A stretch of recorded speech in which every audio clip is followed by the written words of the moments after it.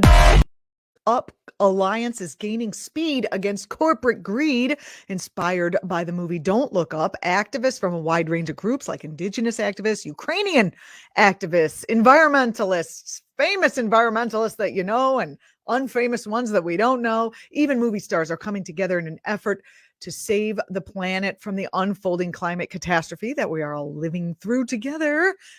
The movement is called Just Look Up instead of Don't Look Up. Recently, they held a speaker event, and act.tv was able to provide the tech platform to bring this action to the public sphere. And guess what? We've got the clips here to prove it. Starting off our first clip, Svetlana Romanko, she's an environmental activist from the Ukraine. She's talking about the Ukraine war is actually a war over fossil fuels, much like they all have been since I've been alive. Let's take a listen to what she has to say.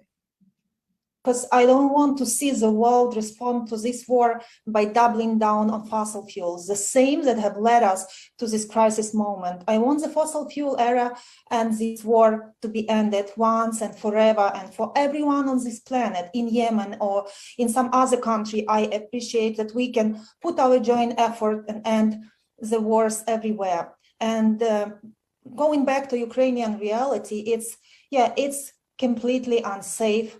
And right now, hundreds of thousands of Ukrainians are under constant and heavy fire and bombardment without food, water, electricity, or basic human rights, or sanitation, or communication in the eastern, central, and southern Ukraine.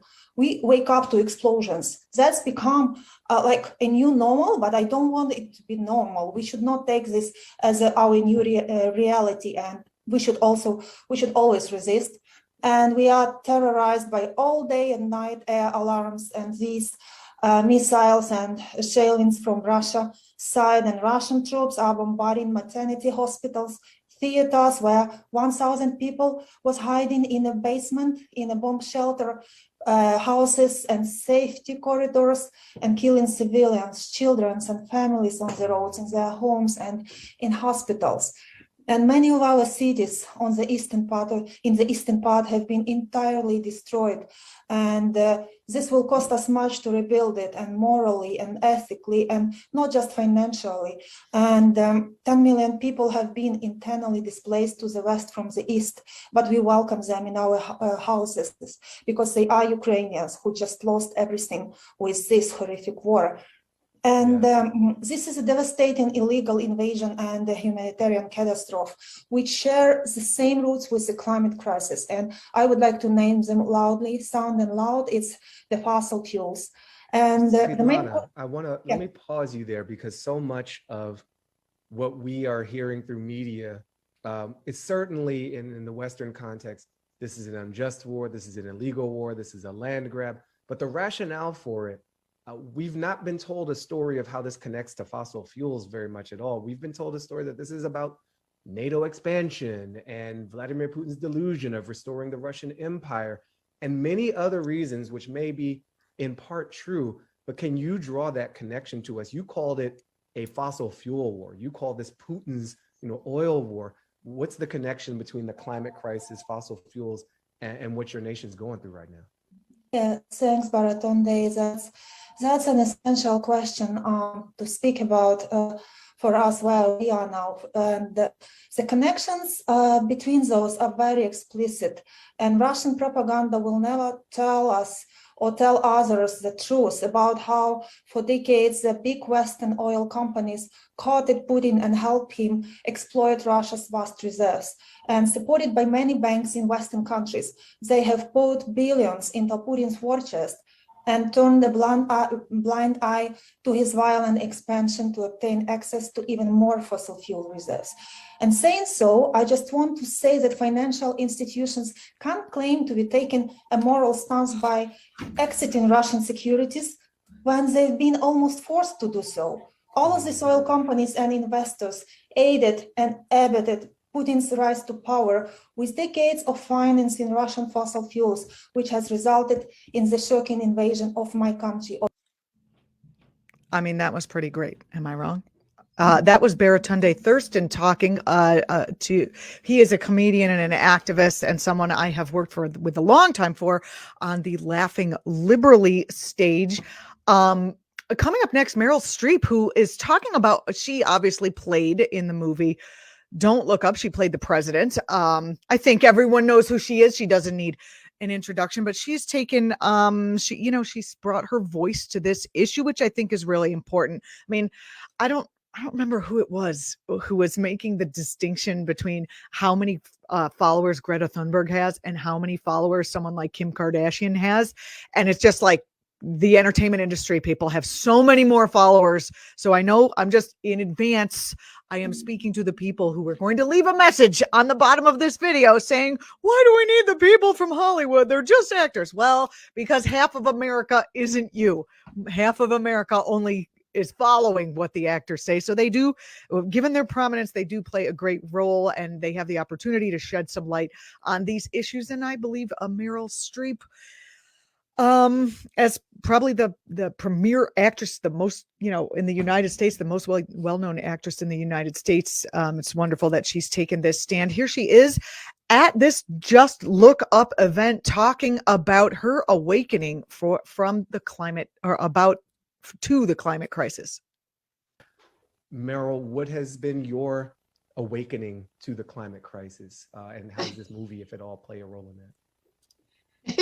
It just ran down the hall. It just almost broke into the room. That's my granddaughter.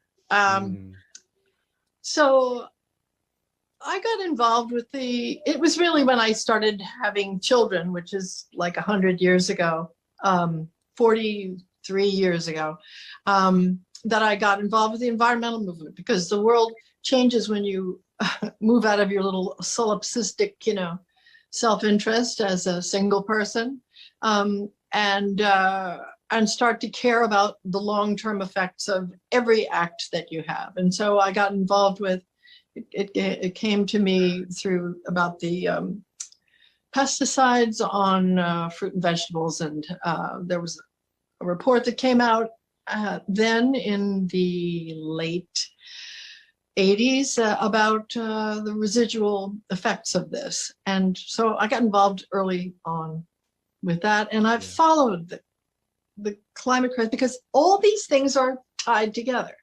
It's just like the body, your head and your feet and your gut, and everything is part of the same organism. And one affects the other. So I've always been aware of it, but not really out front, because life takes over. You sort of have kids and you have grandchildren, and your concerns are, I have a career, thanks to Adam, who has no sense, and cast me, but I have been involved tangentially with lots of issues of human justice and women's equality and racial justice and all these things, because they're all the same thing. The fossil fuel hegemony over the earth, and how we're all held in this vice, and it has to do with why there's huge disparity in wealth around the world. It all leads to the same sort of villainous cabal. And if we can just penetrate that, and we're seeing the results of it in Ukraine right now. We have to break free of this vice that we're all living in, and everything flows from that. All questions of justice, all questions of everything in the world flow from follow the money. She put a fine point to it. Yes. And how wonderful it was for her to speak that way. It's funny. I don't know if I think I picked up a little bit of guilt, like, I was just following my career, but that career is so impactful and so big that now taking her voice and putting it behind something like this, means quite a bit, really brings people in, especially people of different ages, shall we say, maybe people who are older and aren't paying attention, but would pay attention to her. They might not have, some of the younger people, the younger activists and the younger Hollywood people maybe won't speak to the same audience. And we need everybody on board to be aware of exactly what is in our face and exactly how important it is for us to maybe give up a little bit of our creature comforts, maybe be willing to trade in our drive to the mall for a train ride to the mall or whatever, just we are going to have to give up some stuff on a personal level in order to make a transition to green energy. We're either going to do it the hard way or the easy way, as my mother used to give me two options. We're going to do it while the fossil fuel industry both tries to kill us all, continues its murderous rampage, and then eventually it falls apart anyway, or we're going to be able to transition so that there could be potentially still time for a humane transition to green energy. That's the choice. Anyway, Mark Ruffalo, who was actively involved in this movement and obviously the movie, the Just Look Up movement. Ruffalo talks about how the banks are funding the destruction of our planet. It's not just the fossil fuel industry. Here he is giving a little bit of his talk from the event. We've tried so hard to speak to them about morality, about reason, about loss, about, indigenous rights. We've tried to take that approach. The science, everything, we've tried to take that approach, and it's just not getting through. And so we have to talk money now, because that is the language they speak. They talk money, they talk liability. And so how do we get through to them? It's our money. We are funding this collectively. I mean, the moment we're living in now, the pandemic, the Ukrainian war, climate change, it's all telling us the message, the overarching message is, this is us. We are in this together. We have a responsibility to each other. And we are part of the problem. And our money is funding this.